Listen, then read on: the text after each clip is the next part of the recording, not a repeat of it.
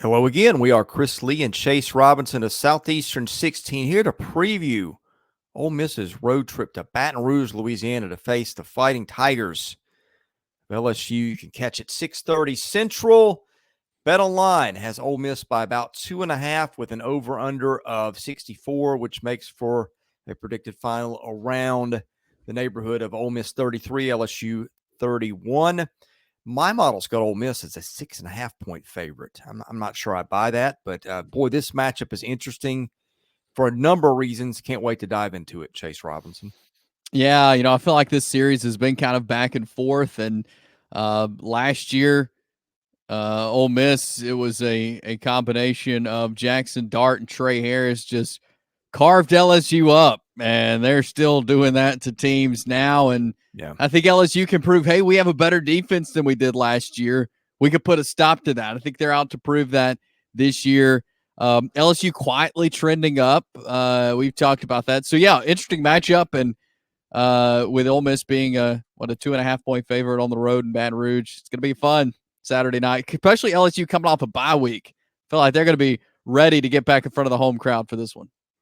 let's talk about when Ole Miss has the ball. The Rebels are averaging 44 points a game on 71 snaps. That's a lot. Ole Miss turns it over just 1.2% of the time, which is terrific. It runs at 51% of the time, 5.9 yards per rushing play, 10.5 per passing play. And sacks come off your passing numbers, so that's super impressive. 8.1 yards per snap. And now I know Ole Miss has not played the toughest schedule yet. It's gotten tougher more recently, but those are impressive numbers. LSU's defense, the Tigers, of course, now without Harold Perkins, the numbers have been respectable. Chase, not the toughest schedule, but certainly not as easy as some teams in the league have played. 21.6 points a game, just 60 snaps a game. That's pretty good. Teams are turning it over 2% of the time against LSU. Teams pass it 53% of the time, 6.7 yards on passing plays, 4.9 on rushing plays, 5.9 total. Ole Miss, multiple weapons. Tre Harris is among the leaders for player of the year. Jaxson Dart's had a great year. Henry Parrish has had a nice year. They've got so many weapons. LSU with Blake Baker, I know they lost Perkins. I felt like the defense played better against a South Alabama team that has put up some gaudy offensive numbers, although who it put them up against may have inflated those numbers a bit. Sorry, that's a lot of talking on my part, but what do you see in this matchup? Well, I mean, you brought up the weapons for Ole Miss, and I think that's something to draw out is they're so good offensively. I mean, we knew the star power coming in this year was big, but what they're doing and again, being able to do it, passing, rushing, they're able to do it in all phases of the game. And I think that's what really stands out about this Ole Miss team. Are they stoppable? Yes, we saw Kentucky do it. But still, I feel like this offense is strong enough to weather a lot of storms that comes its way. And with LSU's defense, with Perkins missing, that was a big blow for this defense. They want to be better. They want to look different than they were last year, and to me, they are. But there's still some questions about this defense. We've seen it all season long. But yeah, when you look at this matchup, the Ole Miss offense is just, they're so good, and they can put up points. They can put up big numbers in the stats column. And I think it's going to be really tough for LSU to stop them consistently. They may stop them, but they're going to have to stop them consistently to win this game. Chase, I'll give you a little bit of a scenario that maybe isn't getting talked about a lot. Ole Miss had trouble protecting Dart in the Kentucky game a couple of weeks ago. Offensive line just wasn't good at times. LSU not really known for the defense, and especially with Perkins gone, that's really not going to be known for the defense. But LSU's got 15 sacks. Ole Miss has given up 11. I mean, you can turn a game on a strip sack and a fumble recovery for a score, something like that. I think that's a little bit of a sleeper element to watch in this game. Yeah, that is a good point, and I think the offensive line needs to be able to protect him consistently and give him room to work, give him time to work, and that's how he's successful. And will we have to see him, kind of run more, possibly if the O-line isn't giving him time to work. But yeah, that'll be something fascinating to watch in this matchup. All right, let's flip sides of the matchup before we do. Some interesting numbers over there too. But BetOnline is the world's most trusted betting platform and your number one source for everything football. It has every stat, every matchup, even live odds and spreads to bet on during the games. If you think you know your stuff, get in on our $200,000 mega contest. Pick 5 games against the spread every week for your chance at weekly prizes and a share of $200,000. And boy, good luck picking this one, because I'm going to bring up some stats that are making it really interesting on the other side here. When the game's over, head on over to our online casino, get in on a game of blackjack or poker, or unwind with one of over 150 slots games. Head to the website today to get in on the action. Bet online, the game starts here.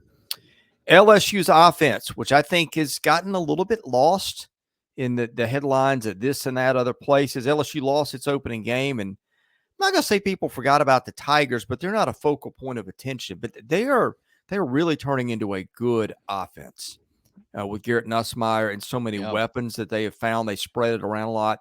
35.2 points a game on 67 snaps. They turn it over just 1% of the time. That's a nice number.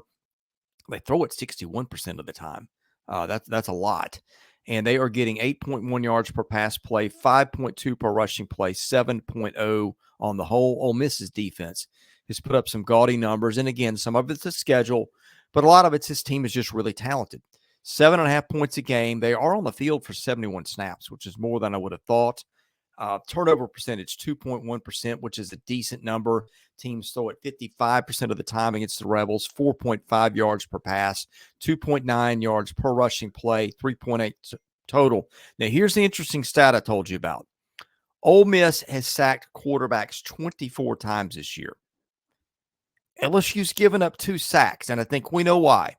Jones and Campbell are your first-round tackles on both sides. Yeah. I think this is interesting because I think LSU can take away a lot of what makes Ole Miss's defense tick, and that's going to have to change a lot about how you defend this offense. It is, yeah, and that's not what they're used to. They haven't seen a team yet that can do that. So yeah, that's going to throw a wrench in things and make it a little more interesting. That's a really fascinating stat there. And you're right. I am liking what I'm seeing from LSU offensively. Garrett Nussmeier has got over 1,600 yards passing, 15 touchdowns this season, about a 69.7% completion rate. You got Caden Durham leading the team, running the ball. Josh Williams doing as well as Caleb Jaxson, Aaron Anderson, Kyron Lacey, guys that you're seeing, catching the football. I like what I'm seeing from LSU offensively. And again, Garrett Nussmeier, I feel like, has turned into a really good leader of this team.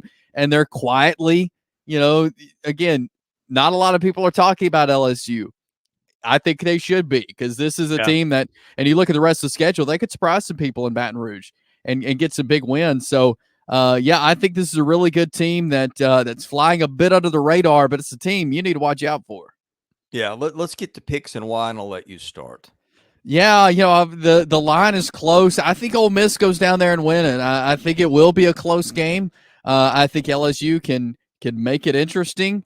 But in the end, I think that Ole Miss can make the plays they need because the weapons they have offensively to get it done there in Baton Rouge.